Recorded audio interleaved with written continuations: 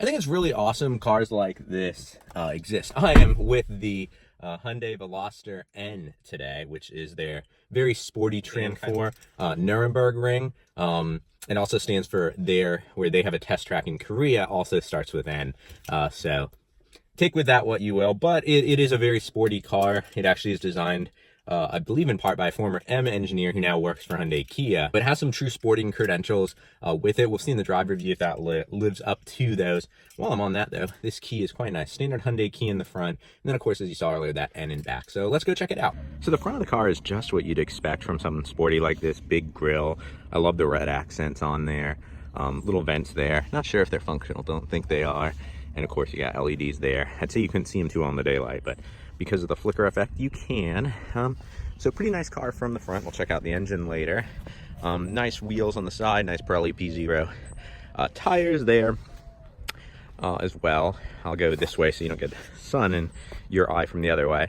Nothing too crazy on the side except like that little accent there, but I think that's a good thing. And interesting little effect on this down here. It's kind of like a little body kit you put on with the red accents again. And then coming back here, I kind of like this spoiler. I figure it's actually functional, and this is kind of like a carbon fiber-esque pattern in there, but it's not too much like other cars that are kind of somewhat similar. Golf has a nice one, but the Civic Type R is a little much, you know, for some people, and I kind of get that, unless it's functional. This triangle brake light, very cool little touch. You know, it's got these almost semi-Lamborghini-esque, but I know other Hyundais have done this design before too. I like that. And then a nice diffuser down there with true dual tip exhaust. Those exhausts are pretty big and beefy, and I like the perforation in them. All right, let's check out that exhaust. I'll even start it too.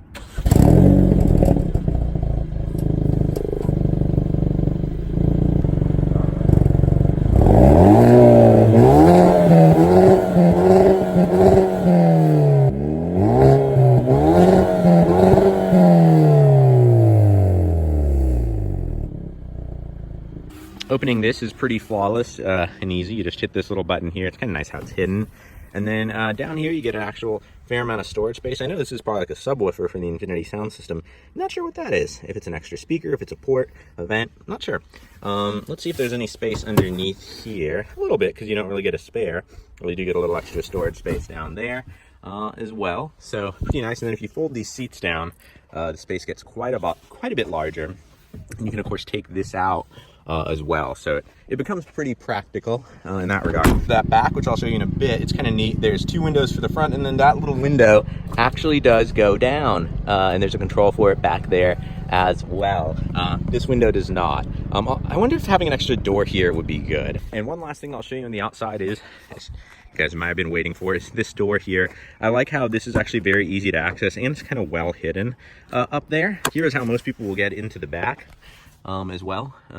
Get that blue stitching in the seats there, and pretty basic back seat, but I mean it's not small, but it could fit two adults fairly comfortably, depending how big you are, I guess. I said it's easy to get into on the other side, but let me show you me trying to get into it here. So this needs to go away. This is actually really helpful normally in everyday driving. And then let's see, how do you move this forward? It's this guy here up. Seat didn't move itself forward though, which is interesting. Owners, let me know, am I doing something wrong? All right, yeah, slid the front seat forward, so now getting in should be a breeze. This thing does bump your knee down here. Yeah. So that is one thing. Now that I'm actually back here, it's kind of comfortable. These little headrests like stick out a little bit, so they actually kind of cradle your neck. You get a little armrest, you get a couple of little cup holders down here. No center armrest though, you only get the armrest. Kind of the one on the door or here on the panel. Let me know what you guys think in the comments. Shouldn't they just put two of those on here to keep costs similar? I know you would have gotten a smaller front door, but that's not a problem having used the passenger door on this car. What do you guys think? I would have liked that. I think it would have made it just that much more livable. If, say, you were trying to get a kid in a car seat on this side, say you had two kids. I don't know if that's a lot of people who have this car. It's just one example. Like I said, comfy back here though. Headroom's a little tight, and I'm just under 6 feet. So if you have a long torso and are taller than 6 feet, you'll kind of have a bit of a problem with headroom back here. Shoulder room's good. But yeah, so that's kind of the outside of this car. You can tell it's something sporty, but it's not too crazy and too boy racer-ish. It's just kind of somewhere in between, I'd say, the Civic and the Golf. Like, it's a little more interesting looking than the Golf, but a little bit less crazy than and under the radar than the Civic, which is nice. All right, let's pop this hood here.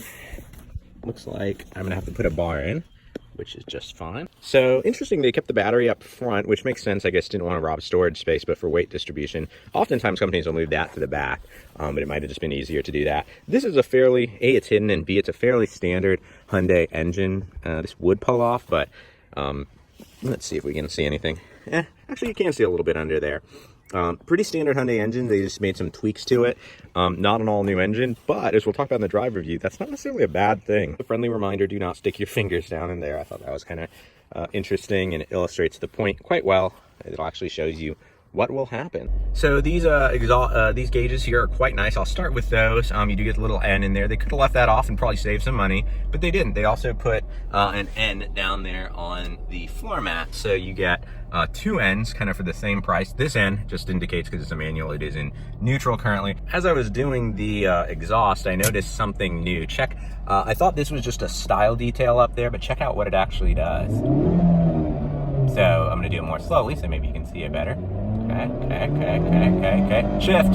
So it's actually kind of like shift lights. I wish they were, you know, on a head-up display or something more prominent, but it's kind of cool that that it has like a feature like that. In addition to, this will also tell you when to shift, you know, up and down, even, as I'll talk about more later on. Wow, that is hard, having trouble focusing. Let me run through this though. There's some kind of let me run through this though. There is some actually neat stuff in here as well. I guess I'm on the wrong side here.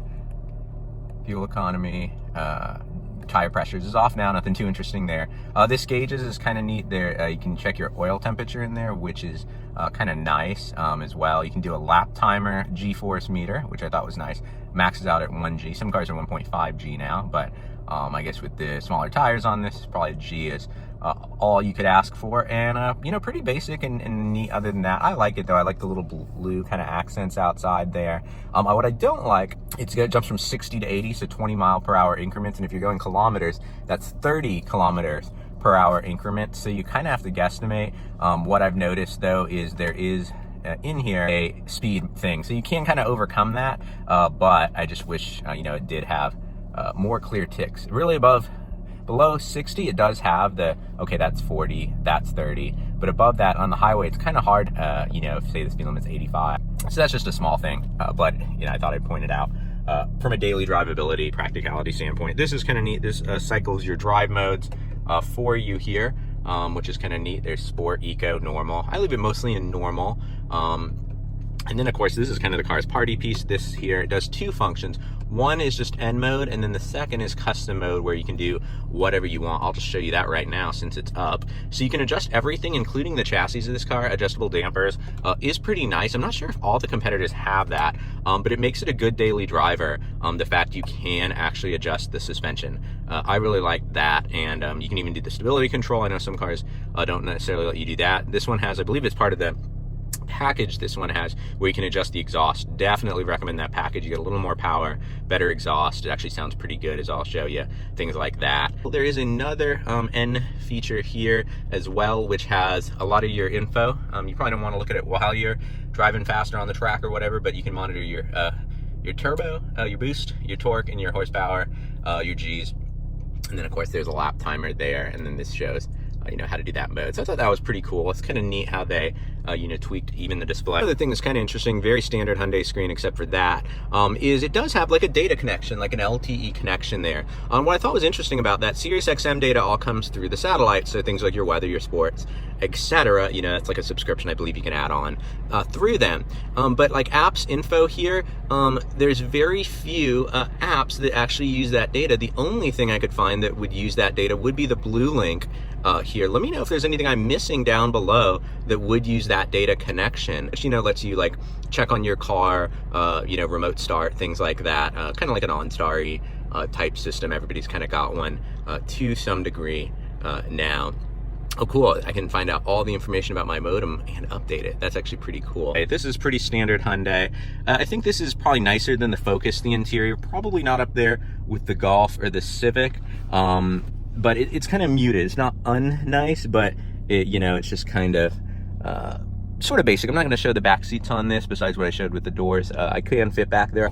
This console's kind of high. It actually fits a lot of things. It kind of gets in your way as you're shifting. For me, it's actually okay, but if I'm going fast, I do bump into it every single time I go down to shift, which leads me to the transmission thing as well. I would probably check out the dual clutch if it's out by the time you're watching this. I know it's been announced they'll have one. I like manuals. They're fun. This one is kind of, the transmission itself is okay. The shifts, they're just pretty normal. It's on now, so I have to put the clutch in. You don't get a whole lot of feeling what gear you're going into there. It's not particularly short on the throws. It's kind of, you kind of have to go. There's a fair travel in between, things like that. It's okay. And then one weird thing with the clutch, I haven't seen in other reviews, in that last bit when you let off it there's almost like an electronic rubbery feel.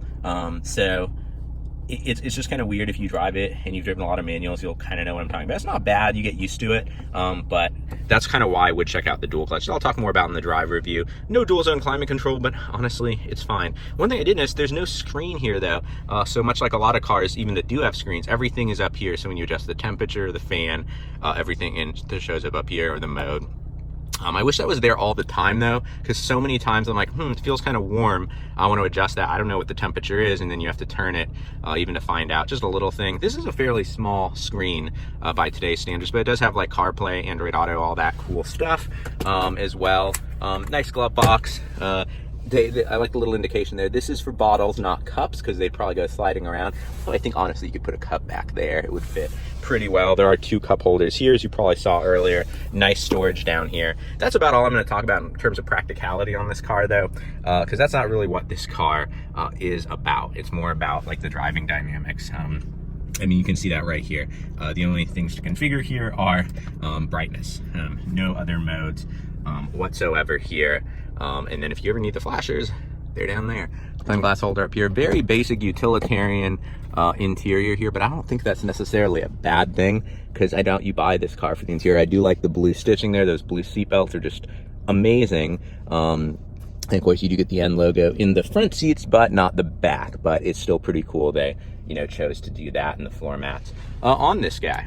And then this is kind of like a carbon fiber look. It looks, nice. Hyundai uses pretty nice quality plastics. Talking about the interior, I kind of like how this speaker grill pattern goes all the way back here, and then there's more of this, which is what's also up here on the dash. Hyundai really liked this. It looks nice. I like it better than just kind of the standard plastics. I'm glad they did that. Hyundai sound system, by the way. I get some tweeters up there, center standard on this model, so that's why I pointed out and said, the highs weren't great, but the bass and stuff and mids were actually pretty good. And I kind of like how this is driver oriented. They actually block out the passenger from adjusting the controls here. I thought that was kind of interesting as well. And then of course you have a cigarette light, extra power port, and then a cigarette 12 volt as well. No buttons down here. All the drive modes are on the wheel on this guy. I believe there's a drive mode for that. Just stability on and off, which you can also do kind of through these buttons. That button, ESC Sport, is the first mode. I wonder if you hold it all the way down if it will turn off. Yes. And then that's just crazy. Please only do that while you're on a track. So let's go take it for a drive. We'll talk at the very end of the drive review about all the competitors, and there are now fewer with the Focus gone. But what they are and how they compare to this car. It's kind of in a unique market space among some of its competitors. So visibility good backup camera there, everything like that. It doesn't have blind spot monitoring, so I am glad there's that extra little mirror over there, and good visibility on these mirrors. I think the exhaust is in sport mode now. Loudest exhaust. If it gets too drony throughout the video, we will, you hear that even right now? All right, let us set out on our way. No traffic coming? Good. All right, so setting off, like where when the car is cold, they gradually get warmer. I'll try to get some video of that. The car's enough warmed up now where it's not there. I like that. I'm gonna turn it off for the video, but man, it does sound good in sport mode. I did a bunch of backwards driving on this car. The handling is really good. I'll pull it through. I mean, very flat. I don't even think I am in, I'm just in the regular chassis mode. And even in that, the handling's flat. And so let's set off. All right. Okay. So it's a daily driver that you could actually do that in this car. It is a good functional daily driver. The steering is amazing. If this is an electrical system, Hyundai Kia has finally cracked it. I actually like the steering better in this than I do the Kia Stinger that I drove on track. I don't know if it's just me remembering it differently or because I had that on track, I'm holding it to like a higher standard. Onto the manual, like I said, it's an okay manual. If you like manuals, you'll like it because you can get a manual. It does suggest, like a lot of cars, when you should upshift, but then in at least eco and normal mode, sometimes it'll suggest go down to third gear because your speed got a little low there. So it'll kind of warn you if you might stall or if you should just be in a lower gear for efficiency and things like that. So that's cool. Be faster with a dual clutch. Not that it's slow. Speaking of that engine, the engine is really good. I promise you I'd talk about that. Sounds good. It's not a lot of turbo lag. It's very quick. A little bit of either turbo noise or blow off valve. It's faint enough where I can't quite tell the difference, but you can actually in the better exhaust modes, or in the sportier exhaust modes, a little bit of that comes through. Yeah, right there. It could even be an air intake. Good brakes as well, very good brakes on this car. Again, I was able to drive this on back roads I normally drive. Just like any, $50,000 sports vehicles I drive, it's a lot of car for 29 grand. I think it can one if you get the performance package, which I would recommend. I'll go through, what it gives you. It's a cool car. Would I buy this with my own money to the competition? If I was like probably younger and just wanted something kind of like with a boy racer attitude, this Civic R, Focus, if it was still around, would be on my list. And then of course the Golf. So the Golf's on one end of the spectrum where it's sporty and fun, but it's not quite as engaging as something like this or a Civic, or I'll add the Focus in there. It's probably the most adult practical one of these cars. And then on the other end you have the Focus RS, or the Focus RS. Well, there's the Focus RS. I was going to say the Civic Type R, all these letters. The Type R, I drove it only on a track, and even on a track, I was just like, you could tell this would be kind of a lot with the looks and the style and everything to live with every day. People do it, and people daily drive them, and it does it fine. For me, I feel like this car comes right in the middle of those, though. It doesn't look too shouty if that's not something you like. The performance is still, as good as any of those cars, and it's fun to drive. They're all front-wheel drive. As well. I don't consider it similar to the Golf R because I think that's like a $20,000 more expensive car. That does have all-wheel drive. I think this kind of falls in the middle of its category. It offers a good value.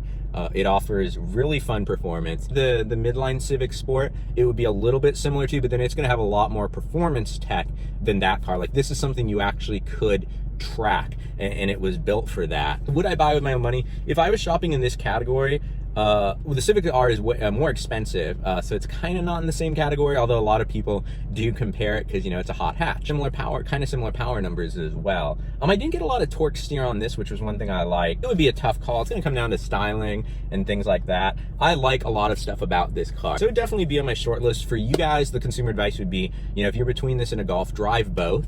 And see which one you like the looks of more. But this does have a lot of things like Hyundai reliability. Not that the Golf's unreliable, but you get the better Hyundai warranty still on this guy. You get what's essentially a Hyundai engine, just the standard Hyundai engine underneath, which are pretty reliable. Things like that. You get a lot of drive modes. You get a lot of fun, sporty things. So I definitely think it would be worth a look. I really liked it, and I really enjoyed it, and I thought it was kind of like a fun car to drive for the weekend. Until next time, my speedy racers, drive on.